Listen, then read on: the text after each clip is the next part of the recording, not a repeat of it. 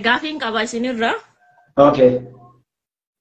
Gaaffiin ani isinirraa qabu maali yoo jenne lubbuu nama 100 mana hidhaa Saudi Arabiyaa kana keessatti akka dhumataa jiru gurraa garaa qabdanii social media fayyadamaa jirtaniis warri bilisiginnaa jechuudha argaa jirtan.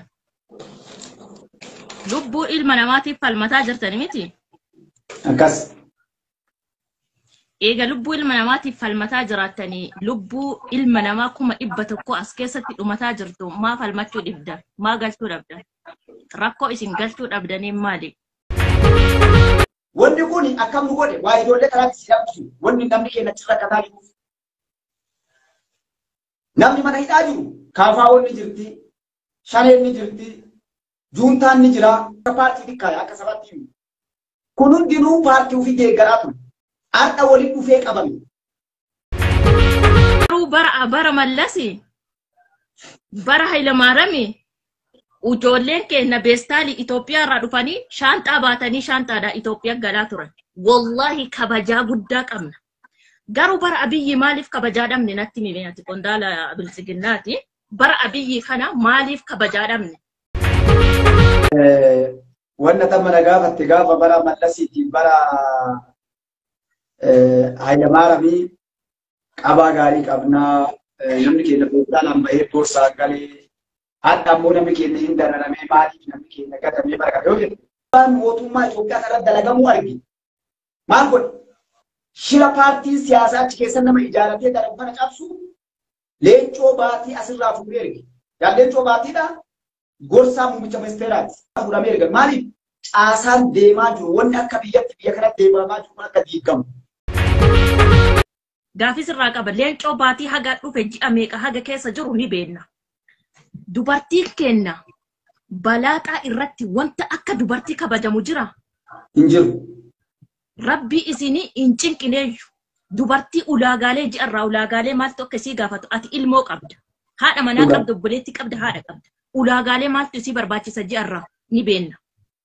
Dirqama aanna adiidha jechuun hin barbaachisu.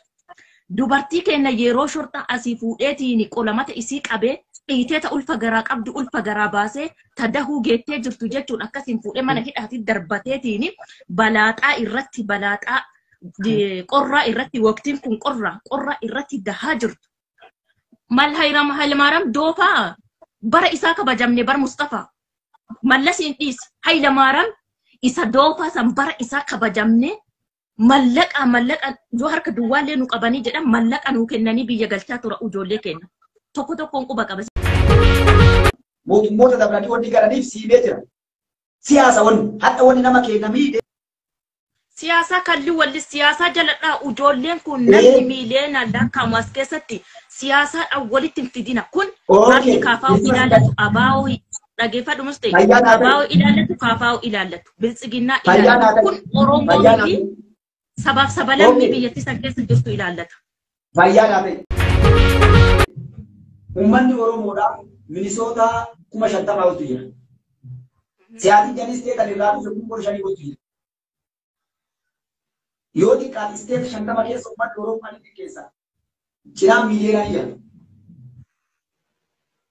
Yeroo wanti takka galte gammayee uummanni sun hiriira bahee waa hundaa'u haga ammatti isaa itti dubbanne. Oika, wanti kun siyaasaa miti dhageeffadhu. Dirqama uummanni uduu hiriira bahuu dhiisee qullaa luka tokkoon akkanatti dhaabate galchuu hin danda'u. Ijoollee kana furmaanni ijoollee kanaa jaalatanii jibbitanis Abiyyi harka jira. Hiriira warri Ameerikaa bahuu dhiisee uduu guyyaadhaaf halkan walitti bahee hiriira achirra raasaa irra ciise yoo Abiyyi qulfii hin banini galchuu hin danda'an. Amma hiriira simbira baatu akka gaafa gartee yoo kana bayamaa ture kuni Abiyyi waa balleessa jedhee ala baatu raniimi sirra bayanii bala. Akkasiin sun siyaasaa bahame. Sun siyaasaa bahame. Tayyib Abiyyi haga hiriira itti bahanitti ishii lammii isaa kaas keessa dhumataaru haga hiriira itti baanee xuu'u Abiyyi jenneetiin Abiyyitti dhakaa darbannutti ofii isaatii lammiin kun lammii kiyya ka dhumataa jiru sababoru biyya kanallee bulchuu danda'u biyya kanallee hoogganuu danda'u jedhee Abiyyi ofii isaatii yaadee galchuu hin danda'u inni nu mootummaadha biyya kana hoogganaa jira. Gadi baanee sagalee ta'uu hin qabnu dirqama hiriira bahuu hin qabnu. Lammiin kun lammii Itoophiyaa ta'uu shakkii irraa qabdani. Gaaffii kana bu'uura karratti. Namuun qabu. Lammi Itoophiyaa ta'uu shakkiin qabdanii miti. Biyya biraa hin qabu. Biyyiti nu qabnu san biyyatti Itoophiyaa isin keessa jirtan sani miti biyyatti isin hoogganaa jirtan sani miti.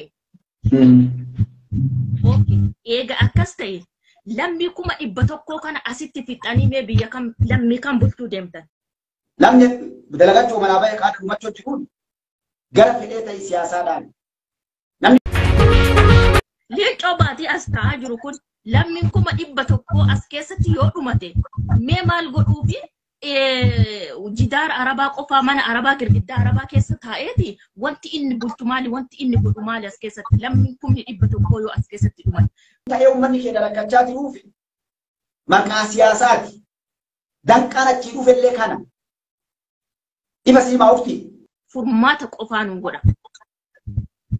Qixxoomne qaama isaanii keessaa raammonis jigee jira. Qaama saalaa isaaniitiin raammoon jigee jira. Waan dhandhaman rakkinna waan ta'an hunda dhandhamanii fixanii jiran. Oo'i as deemaa jira. Oo'a kanaan ijoolleen kun lubbuu isaanii gaafa maqaa biyya keessaniitiif hin ta'u. Maqaa Itoophiyaa guddin ijaarra jettanii deemtaniifillee wammaa hin ta'u. Lammi 100 Suudii keessatti fixanii Itoophiyaa ma isi ijaartanii argina yaa obbo. Kennoon achi dararamaa jiruuni dhugaa sitti maantana. Waan takka shakkii irraa hin qabne. Suud Arabiyaa illee wanni kana gootee fi harka siyaasaa seenee namni keenya dhumachaa jira. Amma akkuma 100 ta'eeti. Tokko alatti naaf weddee kadhatte Suudiin. Tokko hatta warri qaamaa qabu af hin deemu. Siyaasaa itti dalagaa jira. Baadii dubbatanii dubbanne. Fixuu fi qopheessitan galchuu deemtanii naan jedhe. Eessa galtii naan jedhe. Biyya qabdi. Aangoo harkaa qabu juuntaa miti. Aangoo harkaa qabu waraana adda bilisummaa Oromoo miti. Paartii adda bilisummaa Oromoo miti waraana harkaa qabu. Abaa'oo kaafaa'oo miti aangoo harkaa qabu. Aangoo harkaa qabu jarri yoo dubbatan yoo amma fakkeenyatti kaafaa'oon bahee ijoollee kana galchaa jedheeti yoo barreesse abiyyi nama jalaa dhagahu. Abaa'oon bahee yoo barreesse abiyyi nama jalaa dhagahu. Haa dhagahu waa dhiisi. Maal kata jarri maan jedhin. Inna ala godamu. Yeroo kan maa jedhan. Waasi gaafadha. Haa barreessanis haa dhiisanis. Dhageeka mucaa wal adda addaa keessan tokko jaa. Haga hadhaam galgala kan dubbachaa ture yookaan maqaalee ani nama tokko as keessatti liistii baasanii amnistitti, human raayititti, Ameerikaatti, addunyaatti, Awurooppaa hunda ergan. Ijoollee nam tokko amma walii gala nam sagal mogan yoo kanallee ergan baasanii haarawaatti. Nama mana hidhaa jiru kaas jiru. Dhuman jedhanii baasanii kunoo ibsallee baasan ammallee. Ijoollee Suud Arabiyaa ibsa kanammaa dabalin. Amnistii erganii maa ittiin dabalin. Ijoollee as Finfinnee kan hidhaa jiru. Nama shammoo jahaa paartii siyaasaati immoo nama 100 Suudiin hin ta'e miiliyoona hawwatu hidhamu deema. Kan mana hidhaa jiru dubbata namni kamtu dursa. Kas ilaala jiru san.